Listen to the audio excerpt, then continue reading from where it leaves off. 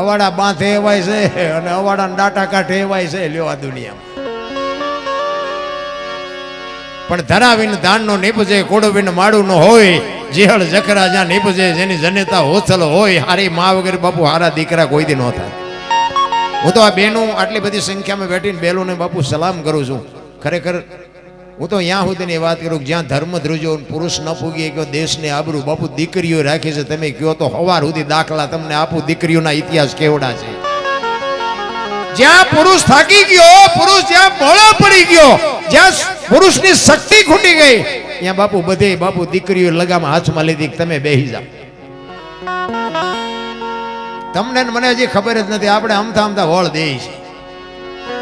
બાકી આપણું હાલે છે ને બાપુ ઘરે બૈરા વ્યવસ્થિત છે એટલે હાલે છે. આ દીકરીઓને સલામ કરું છું. અને જેટલા જેટલા સફળ પુરુષો છે ને એની વાંહે એક એક ભગવતીનો હાથ છે. તમને ન ખબર હોય તો કહી દઉં.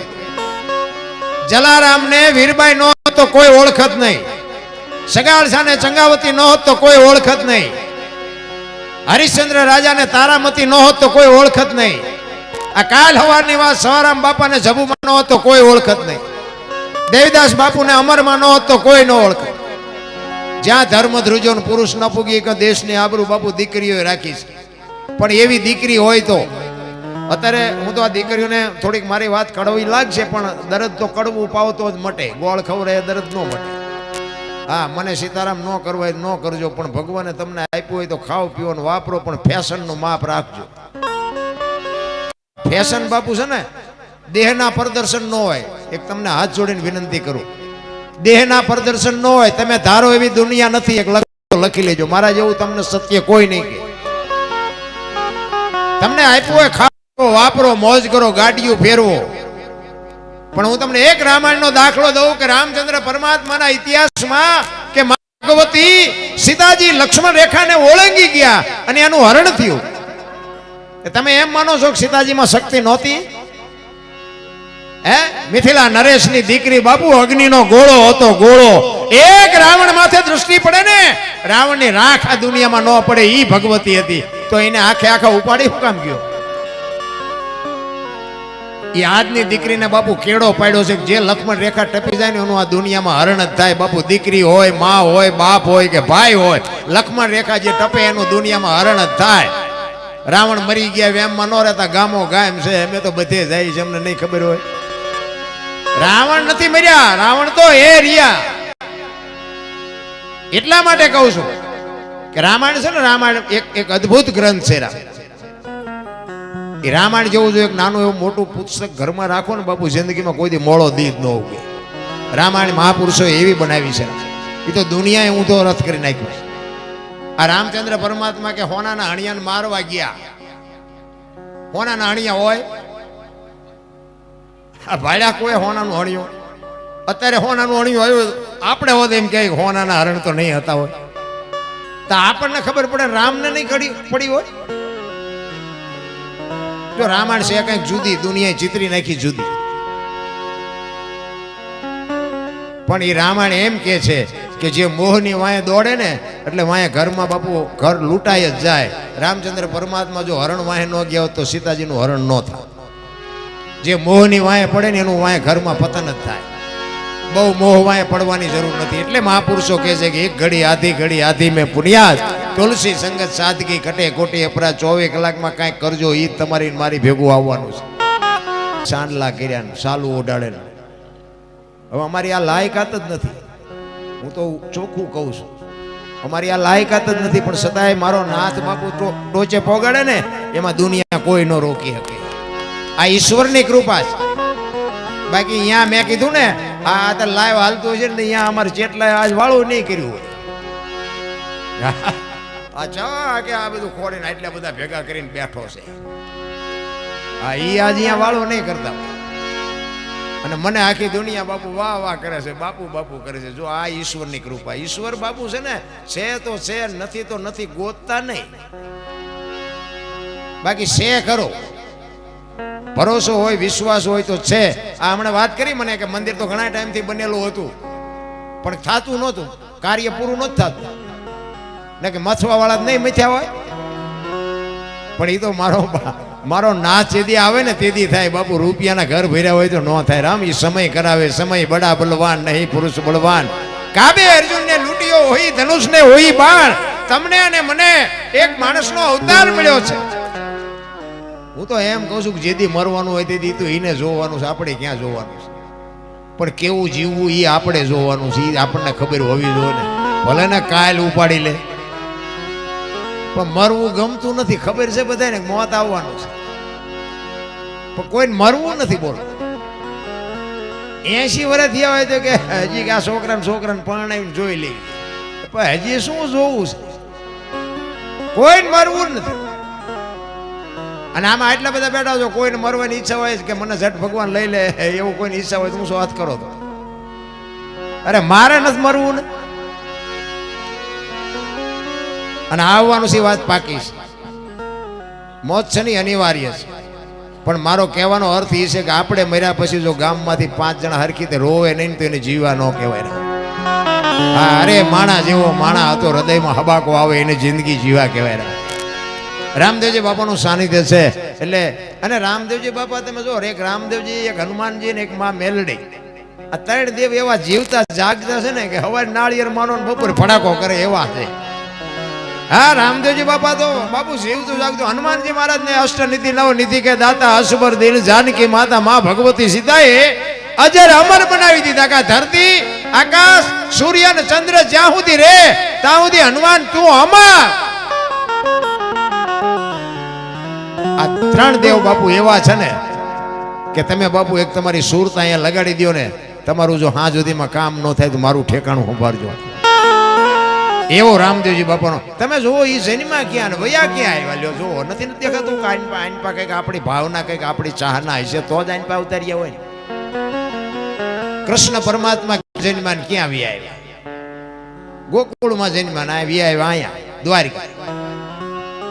આ તમે જો રામદેવજી બાપા જન્મા ક્યાં? મારવાડ મેવાડમાં વી આવ્યા અહીંયા. મીરાબાઈ ક્યાં જન્મા? એ મેવાડમાં જન્મા વી આવ્યા અહીંયા. નથી લાગતું કે આપણી ધરતીમાં કંઈક એવી બાપુ કંઈક તાકાત હશે? કાયા જેની કુબડી પડછંદ જેના પ્રાણ, સંતને સુરા નિપજાવતી હોરઠ રતનની ખાણ છે. આપણી ધરતી છે ને બાપુ, કચ્છ કાઠિયાવાડ સૌરાષ્ટ્રની ધરતી એટલે એની આપણે શું વાત કરીએ ભલામણ. મારા મિત્ર એમને હમણાં કેટલા તમે 2100 આપ્યા ને ભાઈ બાપભાઈ? પેલા આપ્યા ને. હા, એ બોલ્યા નહોતા. મારા મિત્ર આહિર છે, પોતે મહેસાણાથી અમારી હારે જ આવ્યા છે, મને સાંભળવા આવ્યા છે. એમને 2100 રૂપિયા અહીંયા આપ્યા. એમને એકવાર જોરદાર તાલવીથી વધાવી લ્યો. બાપુ આ દેવો દાતારી છે ને રાંકાનું કામ જ નથી. આ માગવા જ ન પડે, માગવા પડતા છે. ખુમારી જોઈ બાપુ, એ માના કોઠામાંથી જે ખુમારી જે લઈને જીનમાં હોય ને એને શીખડાવવાનું ન હોય. રામદેવજી બાપાને એક સાનિધ્ય છે એટલે રામદેવજી બાપાને એકાદી વાણી કે રામદેવજી બાપાનો બાપુ ઇતિહાસ હું તમને બધું તમને જેટલું મારી પાસે છે ને એટલું હું તમને જણાવીશ. જોકે મેં કીધું એમ હમણાં આમના મારે હળંગ પ્રોગ્રામ ચાલુ છે. અહીંથી આ પ્રોગ્રામ પતે ને એટલે અહીંથી પાટણ સીધું જવાનું છે. કાલ પાટણ પ્રોગ્રામ છે. આ ગઈકાલે અહીં વિસનગર હતો. આ ભાઈબંધોની હું હેરાન કરું અને આ મોજ કરીશ. કહેવાનો મારો મિનિંગ જે માણસની ભાવના છે, જે માણસનો પ્રેમ છે, પ્રેમને વાચા હોત તો જગત જોગી બની જાત, હલકીને હિમાલય જાત પછી ભગવા પેરી ભૂદરા. પ્રેમ છે ને 18 નો મંત્ર છે. મારા નાથને તમારી ઝૂંપડી આવવું પડે. પ્રેમ વસ્તુ એવી છે. પણ રામદેવજી બાપાને એક જ અરજ કરવાની છે. શું કરવાની છે?